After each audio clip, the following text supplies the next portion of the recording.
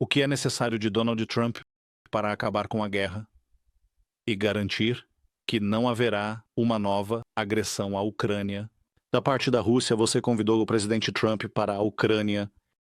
Moscou e Washington estão pressionando você. Por causa das eleições que você realizou, você está disposto a deixar o cargo de presidente se isso significar paz para a Ucrânia? Sim. Do último, se a paz para a Ucrânia, se você realmente precisa que eu deixe meu cargo, estou pronto. Segunda história, posso trocar isso pela OTAN? Se essas são as condições para não falar sobre isso por muito tempo, estou focado na segurança da Ucrânia. Hoje, e não daqui a 20 anos, e não pretendo estar no poder por décadas. Então esse é provavelmente meu foco e sonho desejado. Quanto às garantias de segurança, uma vez que a OTAN começou, a OTAN continua, se você não se importa. Veja, eu acredito que a OTAN é a opção mais barata, isso é verdade. E desculpe por repetir isso, porque de qualquer forma, quem quer que queira, quem não queira, quem apoie essa ideia, quem não apoie, esse tema está na mesa, e na mesa de garantias de segurança e nas negociações esse tema estará presente. Eu não sei como as negociações vão terminar de qualquer forma, mas isso estará em pauta provavelmente. Discutiremos isso com os parceiros. Aqui é muito importante que todos nós entendamos que não é uma mesa de negociações para a qual a Ucrânia é convidada, é a nossa mesa. E me parece que isso é o mais importante. Porque a guerra na Ucrânia é a nossa mesa. Somos nós que convidamos, antes de tudo, nossos líderes europeus. Porque a guerra na Ucrânia... Somos parte integrante deste continente, da Europa, do futuro da União Europeia. Por isso, a Europa deve estar nesta mesa de negociações. E eu acredito que é justo que a Europa seja representada em um sentido mais amplo do que a União Europeia. Porque a Europa... Sim, e por exemplo, o Reino Unido, nossos fortes parceiros, como por exemplo, pode ser sem eles, acho injusto. Certamente os Estados Unidos da América, porque é nosso principal doador de ajuda nesta guerra, em comparação com cada estado individual da Europa. E não só da Europa, temos o Japão como amigo, entre outros, ou seja, separadamente. Os Estados Unidos deram mais do que todos, em comparação com a UE são iguais, a Europa. E por isso os Estados Unidos são essenciais. E queremos terminar a guerra e os parceiros querem que a Rússia esteja lá e a Rússia estará lá. Portanto... é assim que vemos esta mesa de negociações. Ucrânia como parte da Europa, América, Estados Unidos da América e Rússia. É, mais ou menos assim. O que eu quero de Donald Trump, eu acho que se apoiar e acreditar no que ele diz, então a mesma coisa. Ele quer terminar a guerra o mais rápido possível. Nesse ponto, definitivamente concordamos. Eu realmente acredito que ele quer e ele nos ajudará a terminar esta guerra, mas paz através da força é, antes de tudo, direcionar sua força contra a Rússia. E me parece que esse é o significado da expressão paz através da força. Somos parceiros e eu realmente quero que ele esteja do nosso lado, para que não seja apenas uma mediação, porque me parece que isso é insuficiente. Garantias de segurança dos Estados Unidos, somos gratos pelo apoio bipartidário e bicameral. Agradeço às duas administrações, porque em 2 mandatos a guerra já está acontecendo. Agradeço pelo apoio que está sendo dado. Em primeiro lugar, o apoio ainda está sendo dado às decisões anteriores do Congresso dos Estados Unidos devido à desaceleração de todos os processos. E aqui, você sabe que algo está a caminho, mas, no entanto, 100 bilhões de ajuda dos Estados Unidos não são 500, nem 350, nem 250, nem 700, são 100. A Ucrânia recebeu, e somos muito gratos por isso. E o custo natal desta guerra até hoje é de 320 bilhões. Por exemplo, o Japão cerca de 15 bilhões e 100 dos Estados Unidos da América. É assim que a economia se apresenta. De Trump, eu realmente quero compreensão mútua, ouvir o que está acontecendo, quais garantias de segurança a Ucrânia precisa. Em parte, isso estava no plano de vitória da Ucrânia, para que a Ucrânia fosse forte na mesa de negociações. As garantias de segurança de Trump são muito necessárias.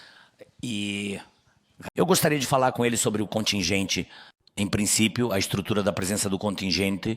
Depois que a fase intensa da guerra terminou, está claro para nós que estamos prontos para discutir isso com nossos colegas da União Europeia, da Europa. Novamente, de uma forma mais ampla da palavra, assim como com o presidente EUA, incluindo a União Americana dos Estados Unidos na América. E as garantias de segurança podem incluir acordos econômicos, etc. Atualmente há muita coisa na mídia, mas não apenas um acordo econômico, e sim um acordo econômico entre nossos países como parte das garantias de segurança. Portanto, no acordo é necessário incluir o que ainda não existe, que as garantias de segurança receberemos dos Estados Unidos.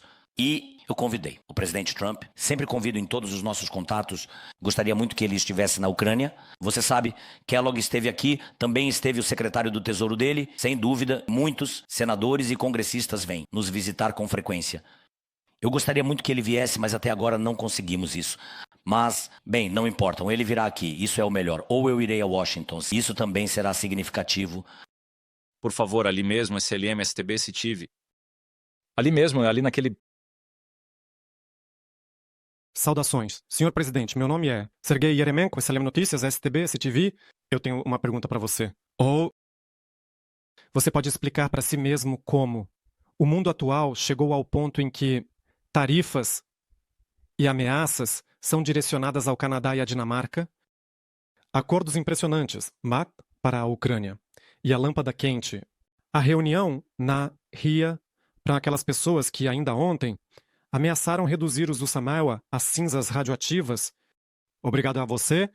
E, se possível, sobre os acordos impressionantes, se você puder revelar os detalhes do acordo com os metais raros, por favor. Parece-me que alguém já revelou alguns detalhes. Isso foi num contexto ou outro. Há apenas muitas variações realmente diferentes deste acordo. Se você quiser, posso contar todo o caminho que estamos percorrendo hoje com este acordo e depois eu termino completamente com nossos parceiros do Canadá, da Dinamarca, de outros países, na minha opinião, não é fato que eu sei tudo assim ou algo. Algo com certeza sei. Antes de tudo, no que diz respeito a este acordo, como sempre disse, isso começou com o nosso plano de vitória, onde acreditamos que a Rússia está ocupando nossos territórios e devemos proteger tudo isso das forças de ocupação da Federação Russa da mesma forma. De seus aliados, do país do norte e assim por diante. Não quero falar sobre isso por muito tempo, vocês sabem de tudo isso. O acordo é que tudo isso precisa ser protegido.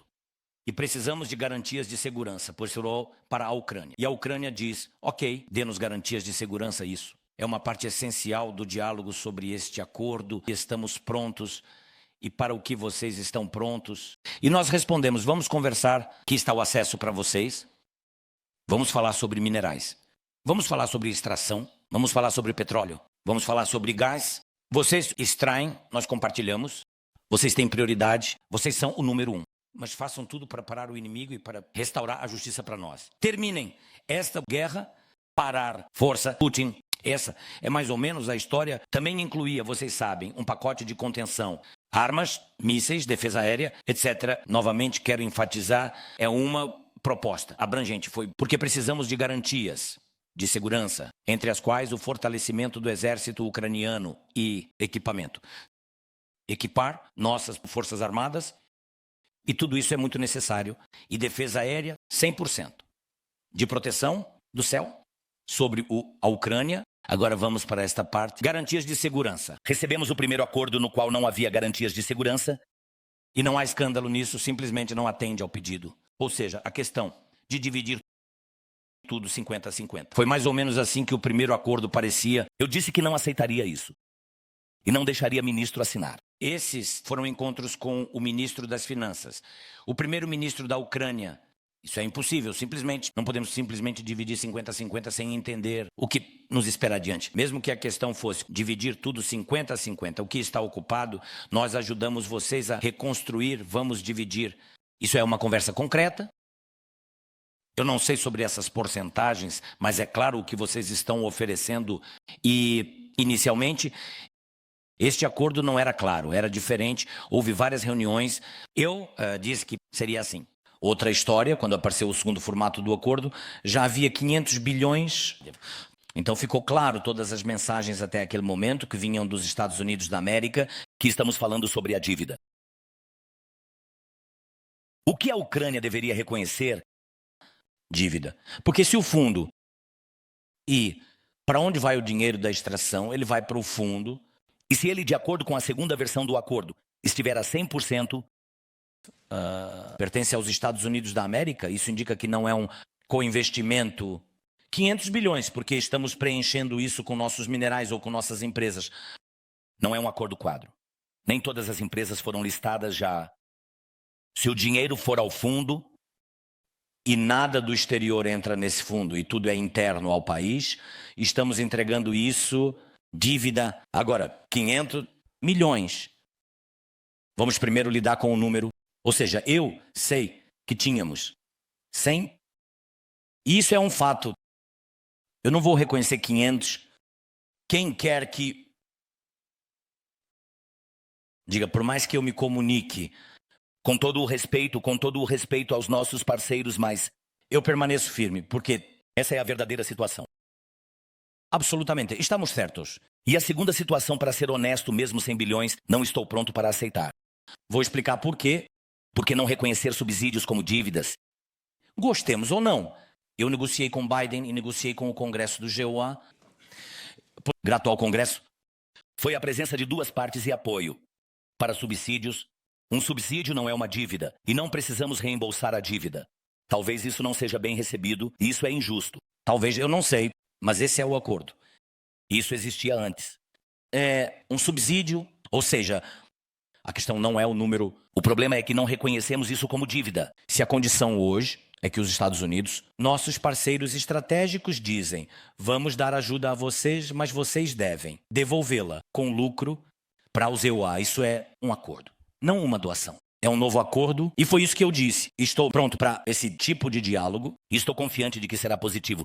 Goste eu disso ou não, porque precisamos da sua ajuda. Se as condições forem essas, não nos darão ajuda sem o acordo. Então está claro. A questão: quanta ajuda estão oferecendo? 10 bilhões, 20, 30 em armas, financiamento direto do orçamento. Vamos conversar, eu ficarei muito grato. E diga-me o preço, quanto ao preço dessa ajuda. Outro ponto pelo qual eu não concordei, porque ainda não entendo essa lógica, ou deixe-me dizer como eu a entendo, e eu sei o que são acordos, e eu sei como assinar acordos com caras sérios. E, em princípio, é preciso assinar de forma a permanecer amigos e parceiros para entender como você vai se separar. E esse é um elemento importante, certo? Porque não através de escândalos e tribunais, mas de forma parceira, nós nos ajustamos e depois não nos ajustamos um ao outro. Bem, outra prioridade. Isso é um negócio normal, isso é normal. Ou seja, se estamos falando de negócios, há um elemento de 1 para 2. Eu realmente o sublinhei em vermelho para que os advogados começassem a discuti-lo, ou seja, para cada dólar de ajuda dos Estados Unidos, a Ucrânia deve devolver 2, está escrito lá, certo? Em linguagem simples, isso é um empréstimo de 100%. 100%, eu devo devolver o principal e mais $1. Eles dão $1, eu devolvo $2 ao fundo. E eles dizem: este é o seu fundo, nós o gerimos 50-50. Não, 100%, mais uma vez sublinho, 100% dos direitos do fundo do ZIUA. E por isso, acontece que se, por exemplo, os EUSA, nossos parceiros amigáveis, nos aprovarem uma ajuda no Congresso, 50 bilhões, teremos que devolver. Não importa como, não importa quando. Não estou falando sobre isso agora, mas devolveremos 1 para 2. Ou seja, devolveremos com você.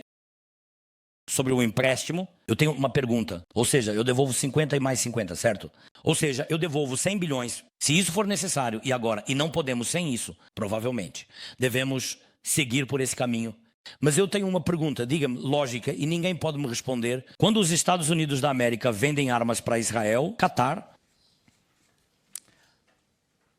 Arábia Saudita, Emirados Árabes Unidos, eles ganham 100%. Tudo bem, eu só quero um diálogo com o presidente Trump. Acho que sou justo em querer um diálogo, não assino algo que será pago por 10 gerações de ucranianos. Quanto ao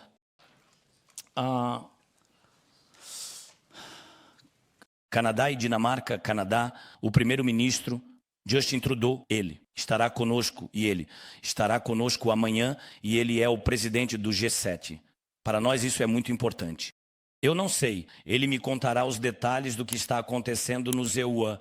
E da mesma forma, conversamos frequentemente com Mette Frederiksen. A primeira-ministra da Dinamarca, somos muito bons amigos. Ela nos ajuda muito. E eu acredito que os Estados Unidos da América não devem perder nem os parceiros canadenses, nem os europeus. Eu acredito que esta é a oportunidade de não tirar da isolação política os russos, e eu acredito que isso é muito importante e não devemos brigar. Precisamos ser amigáveis. Mas ainda assim, cada um dos nossos países, América, Dinamarca, Canadá, o mais importante é que sem nós não se pode terminar, ou negociar, ou aquilo que, sob condições que desconhecemos, acho que temos todo o direito a isso. Agora, a propósito, nosso grupo, todos estão lá, tanto ministros quanto representantes de nossas empresas. E meu chefe de gabinete. Eles estão agora em contato com Volts e sua equipe, discutindo sobre o acordo. Não há mais 500 bilhões, parece-me que não há juros. Por enquanto, bem, veja, nós estamos avançando, tudo está bem.